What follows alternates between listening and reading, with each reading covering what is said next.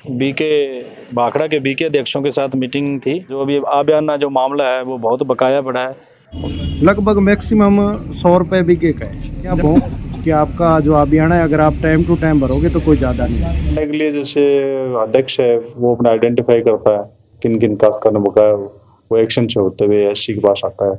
सिंचाई विभाग के स्तर से नहरी अध्यक्षों की नियुक्ति की जाती है, लेकिन उनके सामने बड़ी समस्या होती है कि नहरों का रखरखाव कैसे कराएं, क्योंकि बजट उनके पास नहीं होता है। बजट आबियाना किसानों से वसूला जाता है, उसी के तहत आता है। काफ़ी किसानों का आबियाना लंबे समय से पेंडिंग है, जमा नहीं करवा रहे हैं, इसीलिए समस्या आती है। उसी की कड़ी में आज नहरी विभाग के अंदर एससी की अध्यक्षता में आज नहरी अध्यक्षों की और सदस्यों की बैठक हुई है। उसके अंदर तमाम ऐसे मुद्दों को, तमाम ऐसी कठिनाइयों को सिंचाई विभाग के आगे उठाया गया है।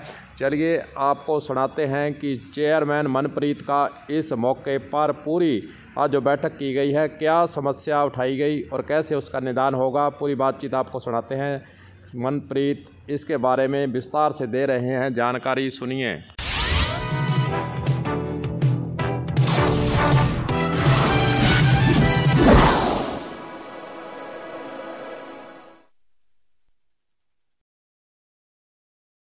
जी नमस्कार। आज हमारी बीके भाखड़ा के बीके अध्यक्षों के साथ मीटिंग थी और जिसमें जैसे अभी भाखड़ा के खाड़े बन रहे थे भाखड़ा के क्षेत्र में, उनमें कोई किसानों की समस्या थी, कोई नक्कों की थी, जहाँ कोई खाड़ों को सेक्शन करना था। वैसी समस्याओं को लेके आज सभी अध्यक्ष एससी साहब से मिले हैं और इनको हमने ये कहा है कि जो भी किसान यहाँ आता है उसकी जल्द से जल्द जो भी समस्या है उसका विस्तार से काम उसको किया जाए, उसको जल्दी निपटाया जाए और जो खाड़े बन रहे हैं वो सही रूप से काम जो चलता रहे। और जो कोई हमारे पीछे पानी की भी समस्या आई थी उस पर भी हमने वार्ता की है कि जो हमारे अब ये ठंड की वजह से सादुल शहर एरिया को जैसे कई क्षेत्रों में पानी की ज़्यादा ज़रूरत है, तो हमारे भाखड़ा को ज़्यादा से ज़्यादा पानी दिलाया जाए। और अलग अलग जैसे विभाग से भी हमें नोटिस दिए जा रहे हैं, जैसे कि जो अभी आबियाना जो मामला है वो बहुत बकाया पड़ा है और उससे विभाग द्वारा भी ये नोटिस जारी किए जा रहे हैं। और मैं किसानों से भी अनुरोध करता हूँ सही अपने समय पे, अपने टाइम पे जो आपका आबियाना है वो आप अध्यक्षों को जमा करवाते रहें। वर्षों से आबियाना जो है इसी तरह बकाया रहता है, अध्यक्ष बदल जाते हैं, स्थिति वही का वही रहती है। आप अब इस समय क्या इसमें सुधार करने जा रहे हैं? सुधार तो ये है कि जो किसानों की मांग रहती है हर बार कि हमारा जो आबियाना है वो हमारा माफ़ किया जाए, और वो एक किसान क्या है वो उनको होता भी है कि हमारा जो आबियाना है वो माफ़ किया जाएगा। पर अभी तक हमने भी बहुत बार लिख के दे दिया है, सरकार द्वारा कोई भी आबियाना है जो कि माफ़ नहीं किया गया है और वो शुल्क लग के, ब्याज लग के किसान का जो आबियाना है वो कर्जा ज़्यादा हो रहा है। आज की इस बैठक के अंदर कुलदीप सिंह संधू जो कि बीके के अध्यक्ष हैं, उनसे भी बातचीत की गई कि बैठक के अंदर आपने क्या क्या मुद्दे उठाए हैं। चलिए सुनाते हैं आपको उनका इसके बारे में क्या कहना है।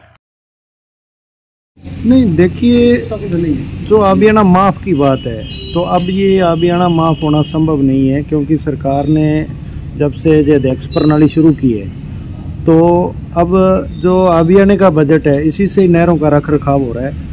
और ये जो बातें आती हैं ये किसानों को गलत गुमराह कर रहे हैं। और हमारा निवेदन किसानों से यही है कि अपना आबियाना टाइम टू टाइम भरें, तो इसलिए वो ब्याज से बच सके और उनको जो एक्स्ट्रा दंड लगता है उससे उनका बचत हो सके। दूसरा एक प्रश्न उठता है कि जो नहरी अध्यक्ष बनाए जाते हैं आपके, वो कुछ तो अच्छा काम करते हैं और कुछ राजनीति दबाव के कारण कहें, चाहे उनकी इच्छा शक्ति नहीं हो, नहरों की साफ सफाई हो, पैसा भी उनके पास है, वो नहीं होता। इस पर क्या कहें? नहीं, बिल्कुल सभी एक जैसे नहीं होते, कई जगह राजनीति भी आ गई है, लेकिन ज़्यादातर नहरी अध्यक्ष आने से किसान को इसकी सुविधा हुई है, क्योंकि उसको विभाग के चक्कर कम काटने पड़ते हैं और उनका काम उनके एरिया में ही बड़ी सुविधा से हो जाता है।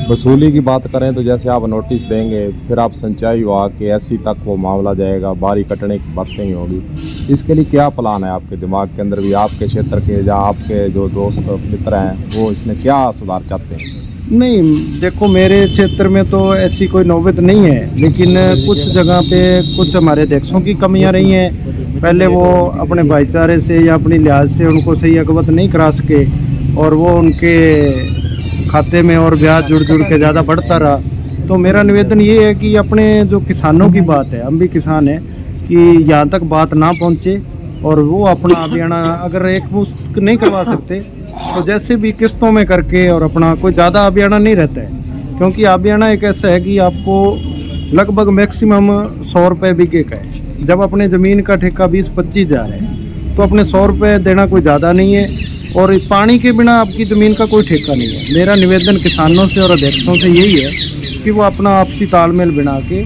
और अध्यक्षों से बेनती है कि वो किसानों को इस बात के लिए उनको समझाने में वो कामयाब हों कि आपका जो अभियान है अगर आप टाइम टू टाइम भरोगे तो कोई ज़्यादा नहीं है। मैं कुलदीप सिंह संधू, बीके अध्यक्ष 36 MJD नहर।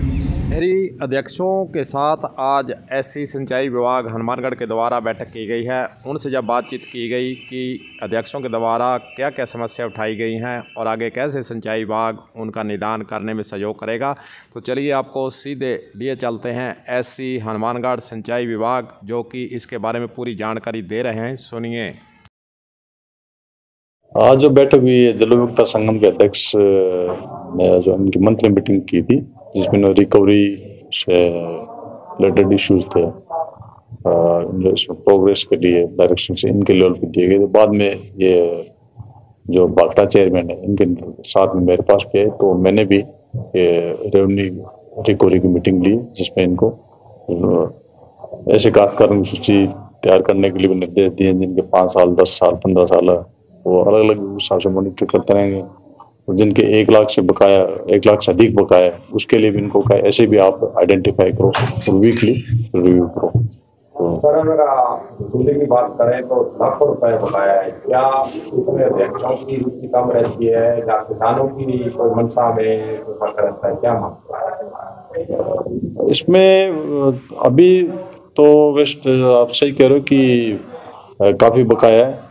बाकी अभी जैसे अपने फरवरी मार्च की बात करें तो यहाँ पे हमारी प्रोग्रेस आ जाती है। और जहाँ तक मनसा की बात है तो कुछ काश्तकार है जो काफी टाइम से नहीं दे रहे हैं, तो उसके अगेंस्ट भी जो ड्रेनेज एक्ट के तहत हम कार्रवाई कर भी रहे हैं, पहले भी किए, और हमें अभी भी आशा की अकॉर्डिंगली सफलता मिलेगी। क्या कार्रवाई करता है किसान नहीं देता है? उनकी बारी काटने का प्रोविजन है ड्रेनेज एक्ट के तहत। दो या दो से अधिक जो फसलों को बकाया है, बारी काटने के लिए प्रस्ताव कहाँ से कहाँ तक पहुँच रहा है? बारी काटने के लिए जैसे अध्यक्ष है वो अपना आइडेंटिफाई करता है किन किन काश्तकार ने बकाया, वो एक्शन से होते हुए एससी के पास आता है, तो इसके लिए competent authority as per drainage act अध्यक्ष में आता है।